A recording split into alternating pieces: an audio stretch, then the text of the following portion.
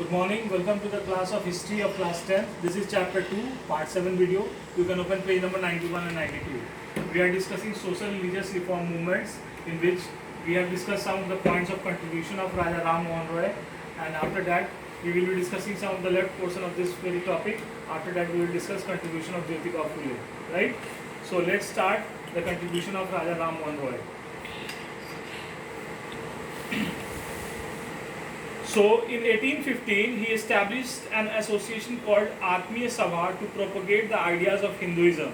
In 1828, he established Brahmo Samaj to encourage the people to believe in one God and read the Vedas and Upanishads.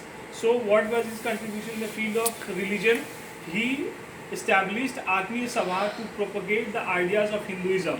Hinduism के विचारों को फैलाने के लिए उन्होंने आत्मीय सभा की स्थापना की कब? 1815 में। एंड इन 1828 1828 में उन्होंने ब्रह्म समाज की स्थापना की, क्योंकि वो इस चीज़ में विश्वास करते थे कि लोगों को एक भगवान की पूजा करनी चाहिए। And the people should read Vedas and Upanishads. लोग वेद और उपनिषद की ओर मुड़ें, वेद और उपनिषद को पढ़ें, ये उनका कहना था। Ram Mohan treated English education as a major instrument of modernization in India. He established a school and the Vedanta College to impart education in Western social and physical sciences.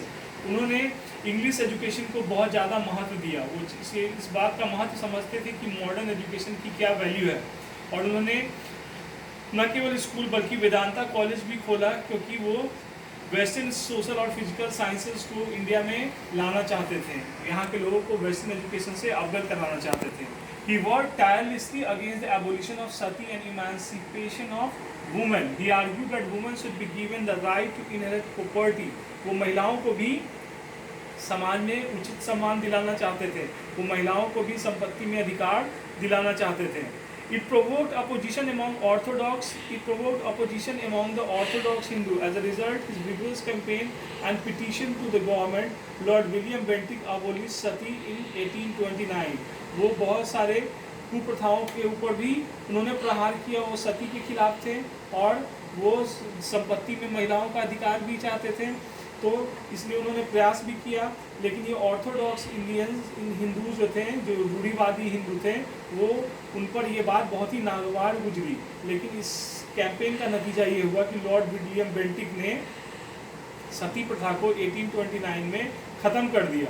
He also advocated reform of the judicial system and sent petition to the Supreme Court for the freedom of press. और वो judicial system में भी reform चाहते थे। Judicial system मतलब न्यायिक जो system है, न्याय का जो सिस्टम है, उसमें भी सुधार चाहते थे, और चाहते थे कि फ्रीडम ऑफ प्रेस भी लोगों को गारंटी किया जाए।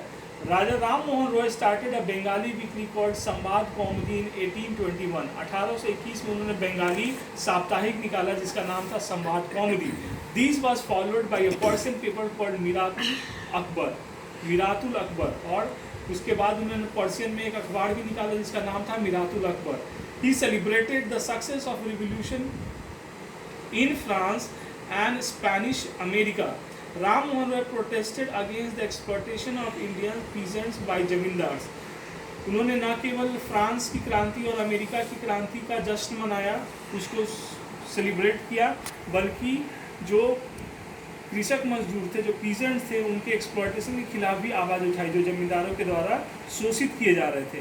ही demanded reduction in military expenditure so that funds could be utilised for public welfare activities. In 1830 he went to England to present to select committee to British Parliament to report on the deplorable economic condition of the country.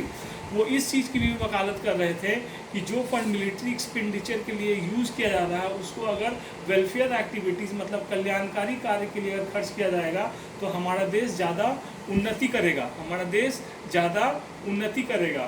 So he went to England to present his report to select committee of the British Parliament about the deplorable economic condition of the country. जो हमारे अर्थव्यवस्था की दयनीय स्थिति थी, उस पर report पेश करने के लिए वो इंग्लैंड भी गए थे। तो this was all about the contribution of Raja Ram Mohan Roy. Yet his contribution are more than what has been discussed in this very chapter. What you should know, at least what has been given in your book. So let's move to the another topic, the contribution of Jyotiba Phule. We have discussed this very point. Now we are on this point. Contribution of Jyotiba Phule. Jyotiba Phule was yet another social reformer who brought about social religious reform movement, social religious reform in India. So let's talk about Jyotiba Phule. Jyotiba Phule was one of the greatest social reformers from Maharashtra. Jyotiba Phule belonged to Maharashtra. Jyotiba Phule Maharashtra के रहने वाले थे. Sorry. He was born in 1828 in Satara district of Maharashtra. He belonged to a low caste family who earned their living by working as gardeners and growing vegetables and flowers. Hence, they were known as Phule or florist. चूँकि उनका जन्म एक निम्न वर्गीय निम्न जाति के परिवार में हुआ था और उनका जन्म सतारा जिले महाराष्ट्र के सतारा जिले में हुआ था और वो उनके परिवार का मुख्य पेशा फूल उगाना सब्जी की खेती करना था, इसलिए उनके टाइटल में भी नाम फूले लगा हुआ है. ठीक है, तो उनका नाम था ज्योतिबा फूले क्योंकि वो फूल वगैरह खेती वगैरह क्या करते थे, सब्जी की खेती करते थे क्योंकि वो लो कास्ट फैमिली से बिलोंग करते थे. His low caste became an obstacle in acquiring proper education. Therefore, his life mission was to oppose the caste system, challenging the supremacy of Brahmins and working for the upliftment of women. चूँकि उनके शिक्षा के मार्ग में उनका जो निम्न जाति का होना एक बाधा बन गया था, इसलिए उनके जीवन का उद्देश्य बन गया कि कास्ट सिस्टम को समूल खत्म किया जाए. कास्ट सिस्टम का विरोध करना उनके जीवन का उद्देश्य बन गया. ब्राह्मण सिस्टम और वुमेन के साथ जो दुर्दशा थी उसको खत्म करना उनके जीवन का एक प्रमुख उद्देश्य बन गया. क्यों? क्योंकि ये सब बुराइयां वो अपने समाज में देख रहे थे जो उनके समाज की प्रगति के रास्ते में बाधाएं बन रही थी.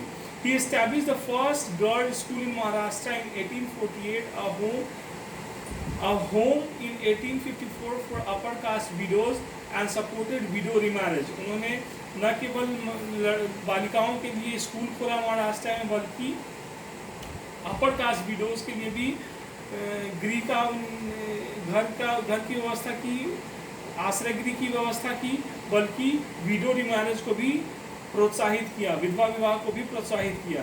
ज्योतिबा फूले फाउंडेड द सत्य शोधक समाज इन सितंबर 23, 1873. सितंबर 23, 1873 में उन्होंने सत्य शोधक समाज की स्थापना की. The aim of the society was to alleviate the suffering of the common people, women and Dalits. Satya Shodhak समाज जिसकी स्थापना ज्योतिबा फूले ने की थी, उसका प्रमुख उद्देश्य था कि महिलाओं और दलितों का उत्थान करना. His wife Savitri by headed the women's wing of the society. His social service earned him the title Mahatma and father of the Indian social revolution. और उनका जो सोशल सर्विस था, समाज सेवा था, उन्होंने उनको ख्याति दी और उन्हें महात्मा की उपाधि दिलवाई. उन्हें father of Indian social revolution भी कहा जाता है.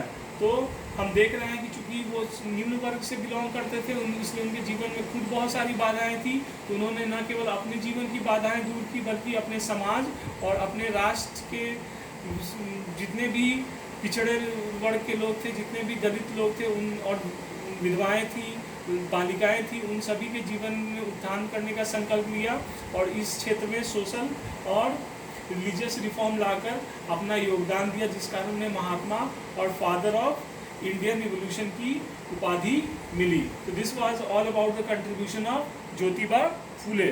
सो I think the time of the video is over. So let's conclude the video because these 2 points are over. We have discussed the social and religious reform movements.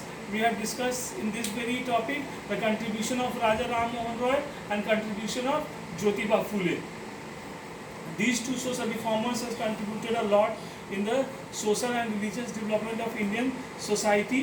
So let's conclude the video by saying that they have a great role in the Indian social and religious sector of Indian society. So we will be talking about the next point in the next video. Till then, take care and stay safe. Bye.